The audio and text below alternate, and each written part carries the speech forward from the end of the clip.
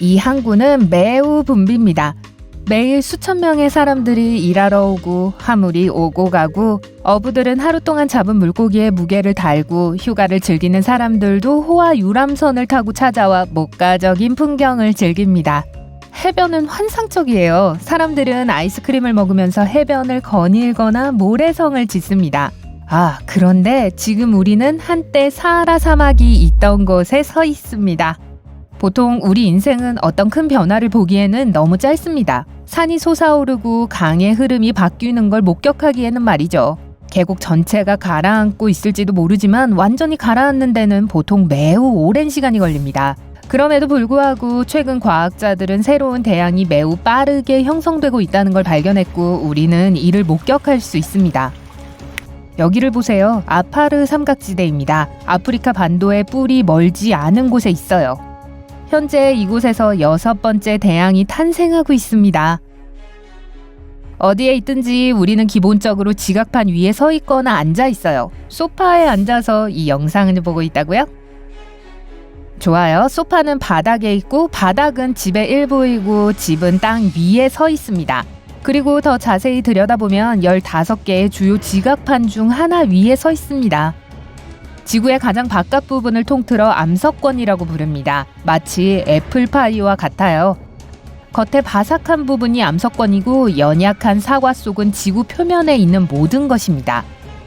파이 겉이 갈라지면 안에 내용물이 새어나옵니다. 이게 바로 지진이죠. 겉면인 지각판이 움직이면 그 내용물, 즉 집과 사람들도 움직이게 됩니다. 아프리카는 2개의 지각판으로 이루어져 있어요.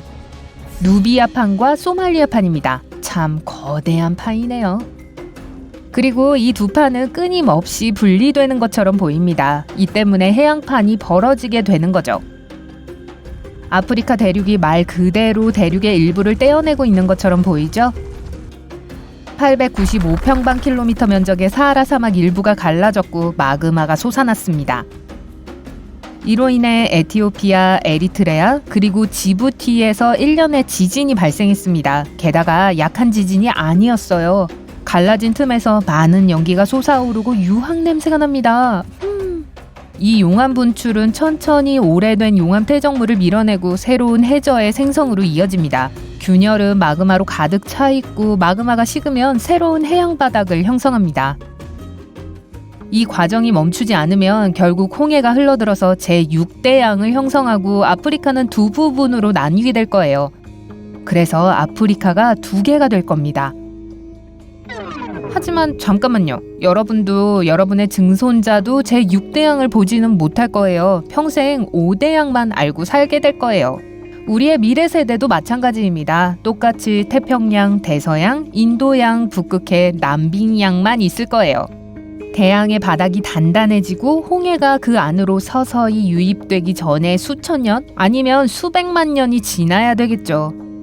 대륙은 손톱이 자라는 속도로 움직입니다. 그리고 역사상 가장 긴 손톱은 거의 2m였는데 그 인도 남자가 엄지손가락 손톱을 그 길이까지 기르는 데는 거의 60년이 걸렸습니다. 이제 여러분이 100번째 생일을 축하할 때까지 대륙이 얼마나 멀리 움직였을지 생각해보세요. 힌트를 주자면 별로 많이는 아닐 거예요. 하지만 어쨌든 우리는 지금 일어나고 있는 몇 가지 작은 변화를 목격할 수 있습니다. 지금까지 그다지 의미 없어 보이던 그 균열들이 아파르 지역의 풍경을 정말 독특하게 보이게 합니다. 이 독특함에는 몇 가지 이유가 더 있습니다. 에티오피아에 있는 에르타 알레 화산을 소개합니다. 세계에서 가장 오래된 용암으로 유명합니다. 아파르 삼각지대라고도 알려진 아파르 함몰지에 위치해 있습니다. 함몰지는 가라앉은 곳을 말하는 거예요. 이 지역에는 나부로 화산이라고 불리는 에리트레아 화산만 있는 게 아닙니다. 분출된 적은 없지만 이 지역의 용암은 매우 활발합니다. 지각판의 움직임 때문에 더 많은 화산이 생길 거예요. 지각판이 점점 멀어지면서 지구의 지각은 점점 얇아집니다. 지면이 약해질수록 더 많은 화산이 생깁니다. 자, 지각판이 분리되고 있고 그것은 피할 수가 없어요. 단지 시간 문제일 뿐입니다. 이 과정은 아파르 플룸이라고 부릅니다. 화산이 더 많아지는 것도 피할 수 없어요. 하지만 어떻게 그런 일이 일어나죠? 아까 말한 애플파이 기억하세요? 네, 맛있었어요. 사실 과정은 훨씬 더 복잡해요. 우리가 걷는 지구의 바깥층은 비교적 약하고 여러 조각으로 이루어져 있습니다. 파이 위에 달걀 껍질이나 격자 장식을 얹은 것과 같아요. 이 파이의 모든 재료를 좀 더 깊게 살펴보도록 하겠습니다. 파이 한 조각을 자르면 그건 많은 부분으로 이루어져 있고 암석권 아래에 있는 압류권이라고 불리는 것이 있다는 걸 볼 수 있어요.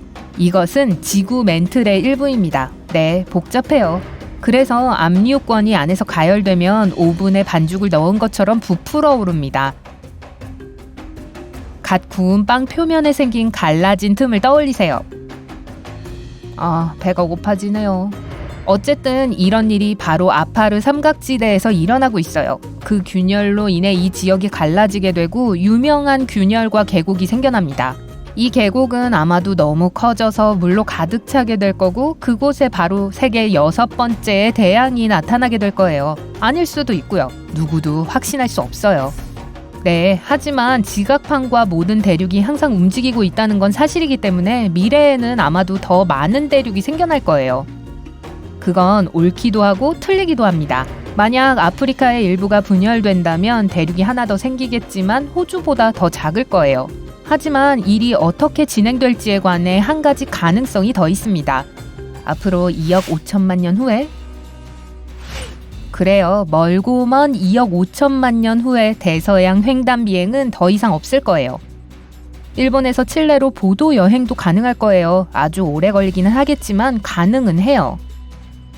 모든 것이 지금 벌어지고 있고 첫 번째 결과는 약 5천만 년 후에 눈에 띌 것입니다. 전 그때 없을 거예요. 호주는 동남아시아로 이동할 거고 자리도 딱 맞을 거예요. 그리고 아프리카는 남유럽으로 밀려날 거예요. 그러나 이러한 변화는 시간이 오래 걸립니다. 사람과 대륙은 공통점이 있죠. 대륙은 사람의 머리카락과 손톱이 자라는 속도로 움직인다는 걸 기억하세요. 한 달에 겨우 3cm 정도예요.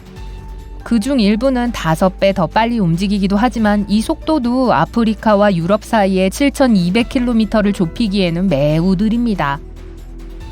첫 번째 이론은 이미 과거에 있었던 일을 설명합니다. 비록 우리가 직접 두 눈으로 본 건 아니에요. 오래전 지구에 있었던 일을 직접 겪은 사람이 아직까지 살아있는 건 아니니까요.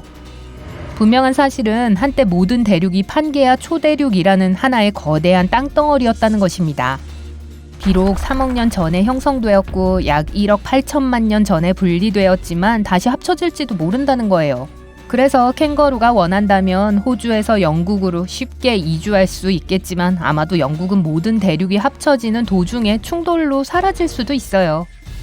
아메리카 대륙은 충돌하고 남극 대륙은 아메리카 대륙으로 표류하고 이미 충돌한 아프리카, 유라시아와 합쳐질 겁니다. 이 시나리오에는 하나의 큰 바다와 하나의 큰 대륙, 즉 노보 판게아가 등장합니다. 또 하나의 가상 시나리오는 대륙이 균일한 육지 덩어리로 합쳐질 수도 있고 안에 큰 바다로 된 원을 형성할 수도 있다고 주장합니다. 그리고 밖에 있는 바다는 슈퍼 태평양이 됩니다. 이 대륙은 판게아 울티마라고 불립니다. 세 번째 이론은 이미 실현되고 있는지도 몰라요. 태평양과 대서양이 새로운 대양 분지를 형성하면서 사라질 수도 있습니다.